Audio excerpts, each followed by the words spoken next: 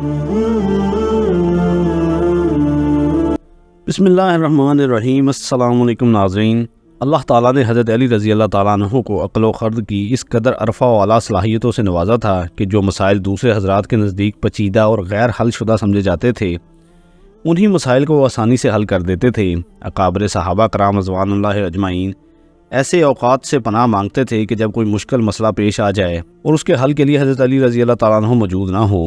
ایک دفعہ یہودیوں کی ایک جماعت حضرت علی رضی اللہ تعالیٰ عنہ کے پاس آئی اور وہ حضرت علی کرم اللہ وجہہ کے علم اور دانائی کے مقام سے واقف تھے۔ وہ نادان یہ سوچ کر آئے تھے کہ اگر کسی طریقے سے وہ حضرت علی رضی اللہ تعالیٰ عنہ کو علمی بنیاد پر شکست دے دیں تو اس سے مسلمانوں کو شرمندگی ہوگی اور ہر طرف ہمارا ڈنکا بجنے لگے گا۔ اس یہودی جماعت نے یہ بھی منصوبہ بنایا کہ ہم نہ صرف آپ سے سوال کریں گے بلکہ آپ سے سوال آپ کی کتاب یعنی قرآن مجید سے نہیں بلکہ اپنی کتاب یعنی تورات سے کریں گے۔ اس جماعت نے من ہی میں یہ سوچ لیا تھا کہ اگر حضرت علی رضی اللہ تعالیٰ عنہ ہماری شرائط کے مطابق تورات سے جواب دینے پر راضی ہو بھی جاتے ہیں تو یہی ہماری جیت ہوگی، لیکن کیسے؟ ناظرین، یہودیوں کی اس جماعت کا ماننا کچھ یوں تھا کہ حضرت علی رضی اللہ تعالیٰ عنہ بہرحال حضرت محمد صلی اللہ علیہ وآلہ وسلم کے ماننے والے ہیں، اور حضرت محمد صلی اللہ علیہ وآلہ وسلم پر قرآن پاک نازل ہوا تو یہ بات ممکن نہیں کہ حضرت علی رضی اللہ تعالیٰ عنہ کسی صورت تورات کے سوالوں کا جواب تورات سے ہی دے سکیں۔ ناظرین، یہودیوں کی اس جماعت کا سربراہ جس کا نام راس الجالوت تھا، اس کی زیر قیادت یہ جماعت حضرت علی رضی اللہ تعالیٰ عنہ کے پاس آئی تھی۔ راس الجالوت بولا، اے علی، ہم لوگوں نے آپ کے علم کا بہت چرچا سنا ہے۔ حضرت علی کریم اللہ وجہہ مسکرا کر بولے، تو کیا اس بات کی تصدیق کرنے کے لیے آئے ہو؟ راس الجالوت بولا، ہم آپ سے پہلے چند سوال کریں گے۔ اگر آپ کو ان سوالوں کا جواب ہماری کتاب تورات سے دینا ہوگا اور آپ نے سب کے سامنے ہمارے سوالوں کا جواب دے دیے تو ہم آپ کو باب العلم مان لیں گے۔ حضرت علی کریم اللہ وجہہ نے مسکرا کر جواب دیا، میں فی الحال اس بات سے بالکل غافل ہوں کہ تم لوگ کیا سوالات کرو گے اور تم کیا سوچ کر آئے ہو۔ اگر میں تمہارے سوالوں کے جواب دینے میں کامیاب ہو گیا تو کیا تم لوگ دین اسلام قبول کرو گے؟ یہودی اس بات پر آمادہ ہو گئے، اگر ان کے تمام سوالوں کے جواب انہیں تورات سے مل گئے تو وہ یہودی مذہب چھوڑ کر اسلام قبول کر لیں گے، اور یہی اس بات کی دلیل ہوگی جس سے آپ نے علم سیکھا ہے۔ وہ یقیناً اللہ کی طرف سے بھیجے گئے سچے نبی ہیں۔ ناظرین، اب تمام معاملات طے پا چکے تھے اور پورا مجمع خاموش ہو کر بیٹھ چکا تھا۔ سوالوں کا سلسلہ شروع ہوا۔ یہودی عالم راس الجالوت نے مجمع کی جانب دیکھا اور علم کے تکبر سے بھرپور لہجے میں سوال کیا، اے علی، یہ بتائیے وہ کون سی چیز ہے جو خدا کے لیے نہیں ہے؟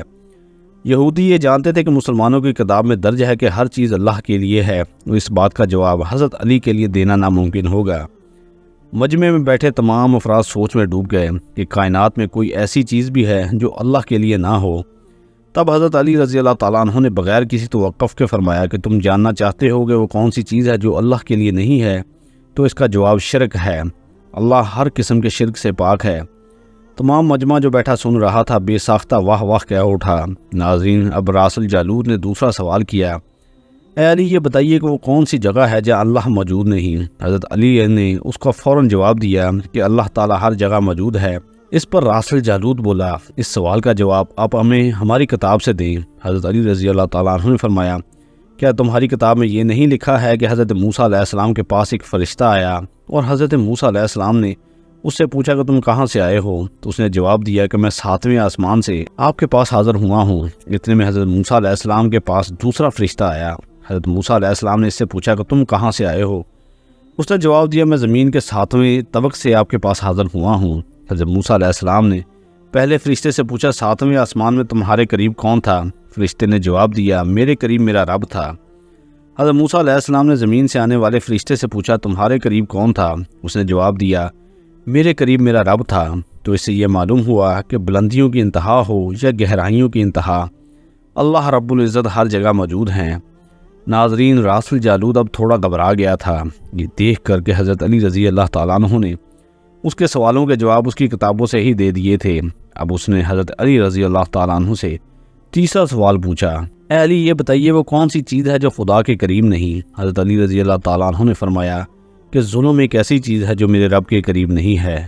ناظرین، اب راس الجالوت نے پے در پہ شکست کھانے کے بعد اپنے سوالوں کا زاویہ بدل لیا۔ اب اس نے علم سوال کے بجائے تاریخی اور سائنسی سوالوں کی طرف اپنا رخ موڑ لیا اور بہت ہی تکبر بھرے انداز میں اس نے پوچھا، اے علی، اس چشمے کا نام بتائیں جو زمین پر پہلی مرتبہ جاری ہوا۔ حضرت علی کرم اللہ وجہہ بولے کہ اس چشمے کو چھوڑو، پہلے یہ بتاؤ کہ تمہارے دل میں کیا ہے، اور تمہارے دل میں یہ ہے کہ وہ چشمہ بیت المقدس کی ایک چٹان کے نیچے ہے۔ راس الجالوت کے منہ سے بے ساختہ ہاں نکلا تو حضرت علی بولے کہ آج اپنی اصلاح کر لو، کیونکہ زمین پر بہنے والا پہلا چشمہ وہ نہیں جسے تم لوگ سمجھتے ہو، بلکہ زمین پر بہنے والا پہلا چشمہ وہ ہے جس سے حضرت خضر علیہ السلام نے پانی پیا، اور یہی وہ چشمہ ہے جسے آب حیات جاری ہوا۔ ناظرین، راس الجالوت اب مزید گھبرا گیا تھا۔ اس نے گھبراہٹ میں حضرت علی رضی اللہ تعالیٰ عنہ سے ایک اور تاریخی سوال کیا، اے علی یہ بتائیے کہ وہ کون سا پتھر ہے جو آسمان سے پہلی دفعہ اتارا گیا؟ حضرت علی رضی اللہ تعالیٰ عنہ جواب دینے سے پہلے ایک جملہ کہا، یقیناً تم لوگوں کے ذہنوں پر پہلا پتھر وہ ہے جو بیت المقدس میں نصب ہے، لیکن تم اس بات کو کیوں بھول جاتے ہو کہ خانہ کعبہ بیت المقدس سے کہیں پرانا ہے، اور حجر اسود اس وقت نصب کیا گیا جب خانہ کعبہ پہلی دفعہ تعمیر ہوا تھا، اور وہی پہلا پتھر ہے۔ یہودی آپ کے جوابات سن کر ہمت نہ کر سکے کہ انہیں غلط قرار دیں، کیونکہ آپ ان کے جوابات انتہائی دلیل کے ساتھ دے رہے تھے اور ان کی اصلاح بھی کرتے جا رہے تھے۔ اب کی بار راس الجالوت نے ایک سائنسی سوال پوچھا۔ اس نے پوچھا، یہ بتائیں کہ وہ کون سی چیزیں ہیں جو مسلسل کم اور زیادہ ہوتی رہتی ہیں؟ حضرت علی رضی اللہ تعالیٰ عنہ بغیر کسی توقف کے بولے کہ تم اپنے ماہ و سال پر غور کرو تو تمہیں خود اس سوال کا جواب مل جائے گا۔ راس الجالوت نے پوچھا کہ وہ کیسے؟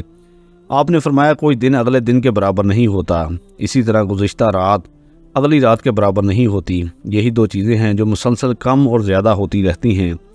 راس الجالوت نے جواب سن کر حضرت علی رضی اللہ تعالیٰ عنہ سے ایک اور سوال کیا کہ زندہ کی پہچان سانس لینا ہے، کیا کائنات میں کوئی ایسی بھی چیز ہے جو سانس لیتی ہے مگر زندہ نہیں؟ حضرت علی رضی اللہ تعالیٰ عنہ نے فرمایا کہ صبح جب نکلتی ہے تو سانس لیتی ہے، حالانکہ صبح کے پاس نہ روح ہے نہ جان۔ یہ سن کر وہ جلدی جلدی بولا، اچھا یہ بتائیے کہ دنیا میں وہ کون سی جگہ ہے جہاں سورج کی کرنیں ایک دفعہ تو پڑیں لیکن دوبارہ اس جگہ پر کبھی سورج کی کرنیں نہیں پہنچ سکیں؟ حضرت علی رضی اللہ تعالیٰ نے فرمایا، ہاں یہ سمندر کی وہ جگہ ہے جہاں حضرت موسیٰ علیہ السلام اور ان کی قوم گزری تھی، اور سمندر اللہ تعالیٰ کے حکم سے 2 حصوں میں تقسیم ہو گیا تھا۔ بس اس قافلے کے گزرتے ہوئے سورج کی کرنیں اس جگہ ضرور پڑی تھیں، لیکن اس کے بعد سورج کی کرنیں کبھی بھی وہاں نہیں پہنچ سکیں۔ ناظرین، جواب پاتے ہی اس نے حضرت علی رضی اللہ تعالیٰ عنہ سے پھر سوال کیا کہ یہ بتائیں وہ کون سی 2 چیزیں ہیں جو ہمیشہ غائب رہتی ہیں، اور وہ کون سی 2 چیزیں ہیں جو ہمیشہ حاضر رہتی ہیں؟ حضرت علی رضی اللہ تعالیٰ عنہ نے فرمایا کہ آسمان اور زمین کی طرف دیکھو، یہ دونوں تمہیں کبھی غائب نظر نہیں آئیں گے، یہ دونوں ہمیشہ حاضر رہتے ہیں، اور موت اور زندگی کو ڈھونڈو تو تمہیں اس کے بارے میں کبھی پتہ نہیں چلے گا کہ وہ کہاں ہیں اور کب آ جاتی ہیں۔ اگلا سوال راس الجالوت نے یہ کیا کہ اے علی یہ بتائیے وہ کون سی چیز ہے جس کا خالق خود اللہ ہے مگر اسی کے بارے میں خود سوال بھی کرتا ہے؟ حضرت علی رضی اللہ تعالیٰ عنہ بولے، حضرت موسیٰ علیہ السلام کا عصا خالق خود اللہ ہے، اور اس عصا کے بارے میں اس نے خود حضرت موسیٰ علیہ السلام سے سوال بھی کیا اور پوچھا کہ موسیٰ یہ آپ کے ہاتھ میں کیا ہے؟ پھر اس نے اگلا سوال کیا کہ بیت اللہ کا طواف تو ذی حیات کرتے ہیں، لیکن اس بے جان چیز کے بارے میں بتائیں جس نے بیت اللہ کا طواف کیا۔ حضرت علی رضی اللہ تعالیٰ عنہ بلا توقف بولے کہ کشتی نوح ایک ایسی بے جان چیز ہے جو طوفان کے دوران اس مقام پر پہنچی جہاں بیت اللہ ہے تو اس نے اس کے گرد 7 چکر مکمل لگائے۔ راس الجالوت نے باب العلم حضرت علی رضی اللہ تعالیٰ عنہ سے کئی سوال کیے اور تمام کے جواب آپ رضی اللہ تعالیٰ عنہ نے بالکل ٹھیک ٹھاک بلا توقف دیے۔ تو مجمع میں بیٹھے ہوئے یہودی بولا کہ حضرت دنیا میں ہر شخص سوچ کے جواب دیتا ہے، لیکن آپ نے تو ہر سوال کا جواب بلا توقف دے رہے ہیں۔ حضرت علی رضی اللہ تعالیٰ عنہ نے اس سوال کے بدلے اس یہودی سے ایک سوال کیا، بتاؤ تمہارے ہاتھ میں کتنی انگلیاں ہیں؟ اس نے فوراً جواب دیا 5۔ حضرت علی رضی اللہ تعالیٰ عنہ نے فرمایا، تو نے بھی تو فوراً میرے سوال کا جواب دے دیا۔ اس یہودی نے کہا کہ یا علی یہ کیسی بات ہوئی، مجھے معلوم ہے کہ میرے ہاتھ میں 5 انگلیاں ہیں۔ یہ سن کر حضرت علی رضی اللہ تعالیٰ عنہ نے مسکراتے ہوئے کہا کہ مجھے بھی یہ سارے علم ایسے ہی معلوم ہیں جیسے تجھے یہ معلوم ہے کہ تیرے ہاتھ میں 5 انگلیاں ہیں۔ یہودی نادان نہیں جانتے کہ باب العلم کے پاس کائنات کے رازوں کا علم ہے، لیکن جب انہیں تمام سوالات کے جواب ٹھیک ٹھیک مل گئے تو راس الجالوت سمیت تمام گروہ نے کلمہ پڑھا اور سب کے سب دائرہ اسلام میں داخل ہو گئے۔ ایک دفعہ ایک شخص نے وصیت کی کہ اس کے 17 اونٹ اور اس کے 3 بیٹوں میں اس طرح تقسیم کیے جائیں کہ میرے بڑے بیٹے کو کل تعداد سے آدھے اونٹ ملیں، منجلے کو کل اونٹوں کا تیسرا حصہ، جبکہ سب سے چھوٹے بیٹے کو کل تعداد کا 9واں حصہ ملے۔ اس شخص کے فوت ہو جانے کے بعد شہر بھر کے صحابہ نے دانش بیٹھ کر سوچتے رہے کہ وصیت کے مطابق اونٹوں کی تقسیم کیسے کی جائے۔ بہت سوچ بچار کے بعد بالآخر انہوں نے حضرت علی رضی اللہ کے پاس جانے کا فیصلہ کیا۔ مسئلہ حضرت علی رضی اللہ عنہ کے پاس پہنچا تو آپ نے فرمایا میں یہ تقسیم کر دوں گا۔ آپ رضی اللہ تعالیٰ عنہ نے ایک اونٹ اپنی طرف سے کل تعداد میں مستعارن میں لایا، اب کل اونٹ 18 ہو گئے۔